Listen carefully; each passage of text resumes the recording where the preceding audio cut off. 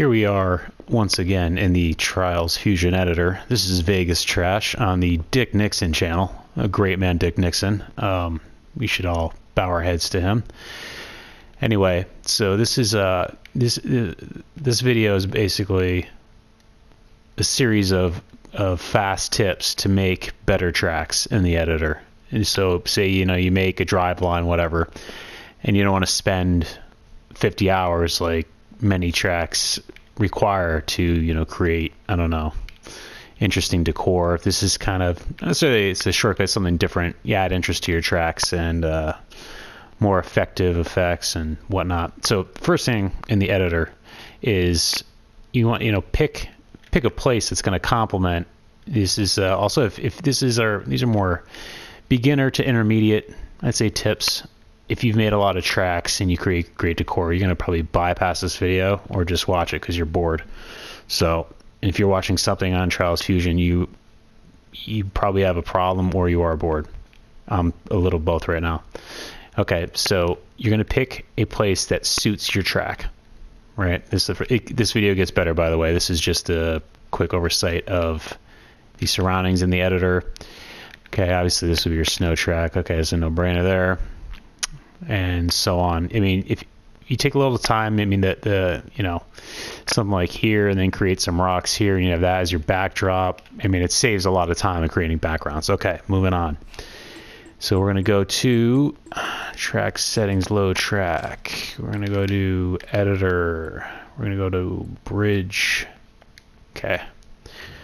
So that was that one there, area. Okay, so a set piece is something good to also keep in mind. A very simple thing like a huge bridge can really carry a lot of weight in a track. It kind of frames out, if you look at this track here, which is sort of the example track for this video, it fills up a lot of space. You go to this camera here, and it takes absolutely no time, right? So the first thing I did was I kind of wanted a city backdrop, right? And it, of course, looks like garbage right now. It's not going to look, it's going to look quite a bit better than this when we're done. So kind of show you the layers here. And I am by no means good with decor. I'm like, average. I'd say below average, actually, for some of the creators in this game. I mean, I'm also lazy when it comes to creating the decor user. I don't like to spend a ton of time, and it's a cop-out maybe. But and some people could create great decor, like say like Calzone or whatever, in a short period of time, say 10 hours, to create pretty comprehensive decor. Okay, so that was the picking a set object. Okay. So moving right along, ambient light and fog settings. So this is, if you're experienced in the editor, you know about this, but it's something that a lot of people overlook that it doesn't take a lot of time to do. And for some reason, either people don't care or whatever. And so here's a difference, right? That's the other thing you do is you could pick these area condition icons, and you could have a few different presets, and you could save you save this to your favorites if you want as well. So this is a preset I like, say, and even though I never do this, save to favorites and so on. So you could have all your different presets that you pick from. But anyway, real quick, so this is the sort of a default look at the track, and then after it looks like this. So I mean, it's a big difference, right? So I'll just say enable for. So we go in here, this, the fog has changed. I mean, the sky is different. The ambient light is different. So we'll just go quick through those settings really fast here. Because I like to keep it moving along because these things can get boring. They're too long-winded. Okay, so I'm gonna say the sun's different. The sky settings, sky brightness is a big one. All right, I mean, that's huge right there. It's at 1. Yeah, the difference in 0 and 1, you need 1 at least to carry out your fog settings, right? Star brightness, cloud settings, okay. Fog is a big one in tracks, how much to add. It gives, a lot of people just don't even use fog, and which is great. Everybody has their own style, but I don't think, they just don't feel, I don't know. It just doesn't feel natural without some kind of fog in there. The problem is then you lose clarity. When you add fog, obviously the background you could see is changing quite a bit there.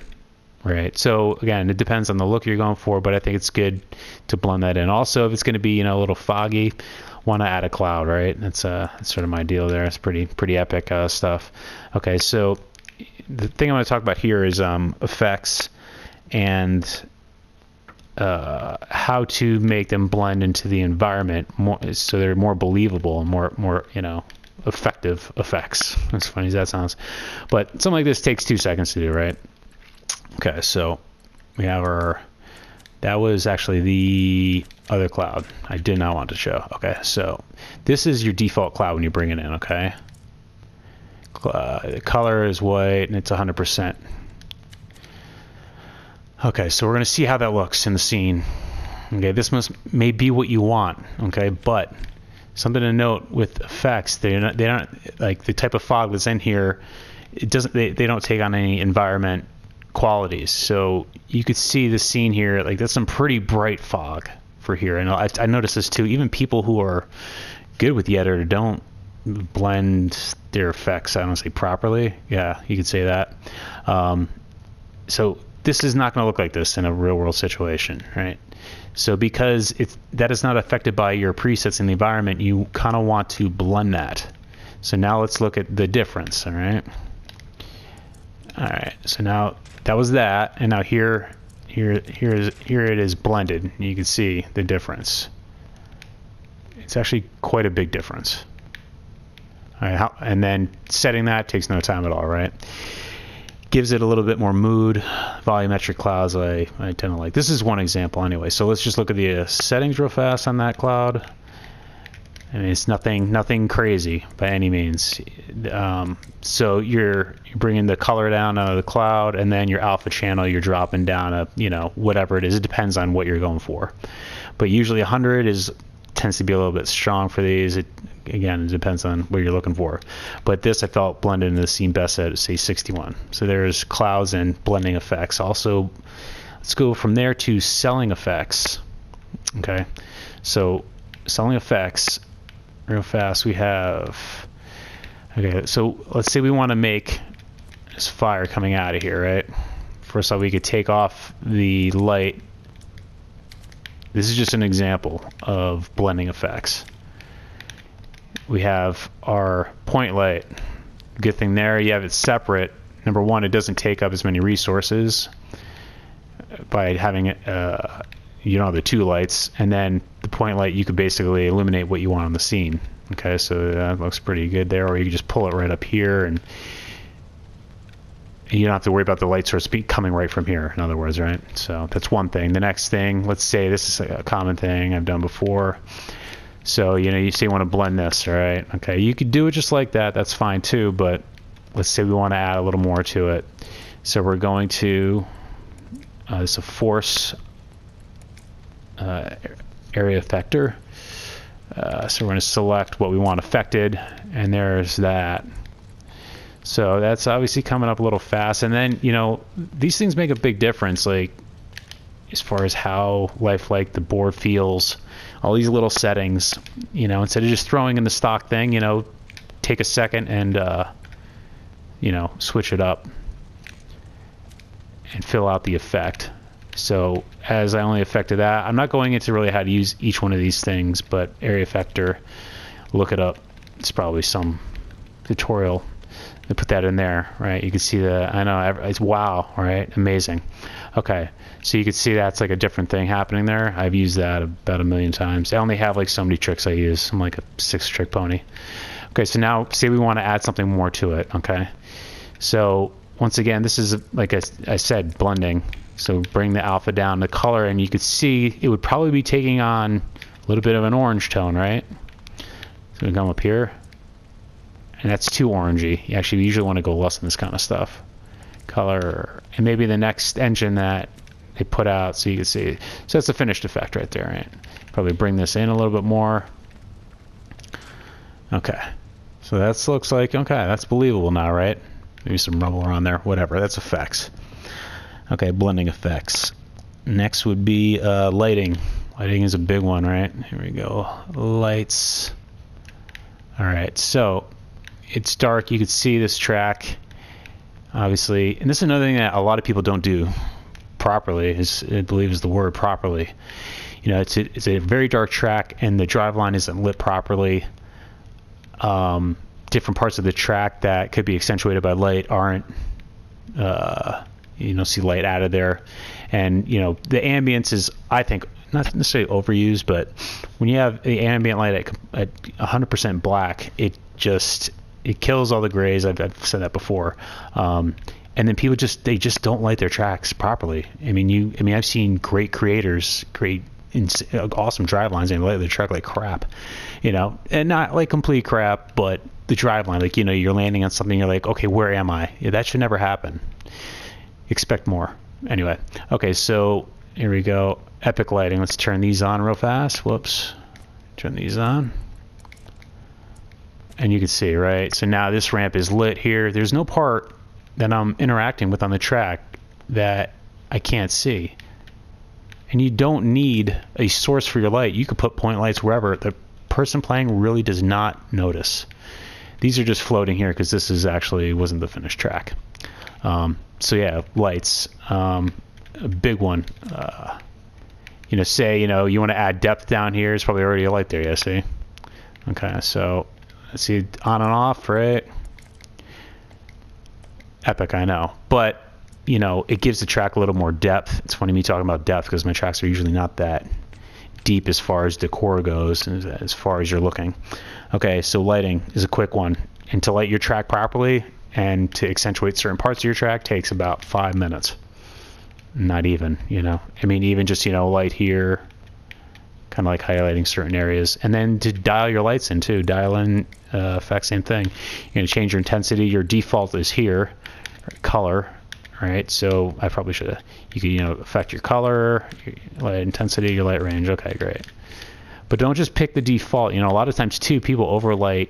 The light doesn't look in the scene when it's like, you know, that doesn't look in the scene. That's garbage. So, you know, say like, you know, have the light appropriate to your scene. Okay. So for the 3 people still listening, we're going to go ahead and move on here to a big one, cameras.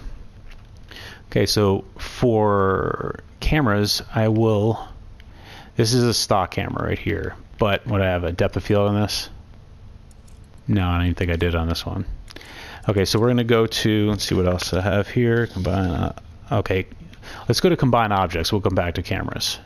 As you can see, I'm just flying by the seat of my pants on this one here. No cuts or anything, just straight. It's pretty hardcore shit. Okay, custom objects. Look at this here. This is cute. I made this all by myself here. It's freaking gold. Okay, so custom objects.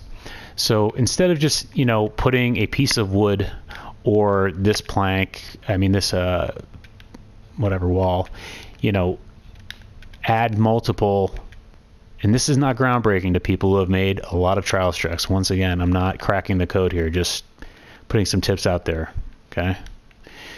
Give trash a break. Anyway, so this is a very common one, right? You take these 2, you flip it. Oh my God, look at that. It's a waffle iron. It's amazing, okay? And so you take this piece, you know, okay. I like to call this art. Other people call it screwing around with video games. You're an old dude. Okay, I'm going to put another one on this side. Okay. And this is gold right here. And then see your plywood's about here. You can put it under whichever. Okay, great. And that's going to ride real well. Okay.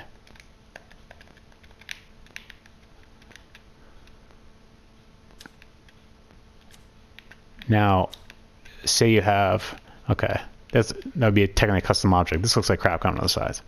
Whatever. So I'd select all this, you know, turn it, drive over it. It's exciting stuff. But anyway, it's more interesting than just putting a piece of wood there. Okay, custom objects, they bring, I think, a lot to a track. They just look more interesting, give a track a little more of a feel. Okay, so we're going to go to cameras now. So this is a very easy way to get a different look in your track. So let's see here, track load. Okay. Creator, let's see, tutorial A. Okay. So let's say this track here, snow track. Let's go ahead and look at this real fast. Okay, yippity-doo. Nothing too crazy, pretty basic stuff. But this is a basic 2D camera happening right here. You see how far back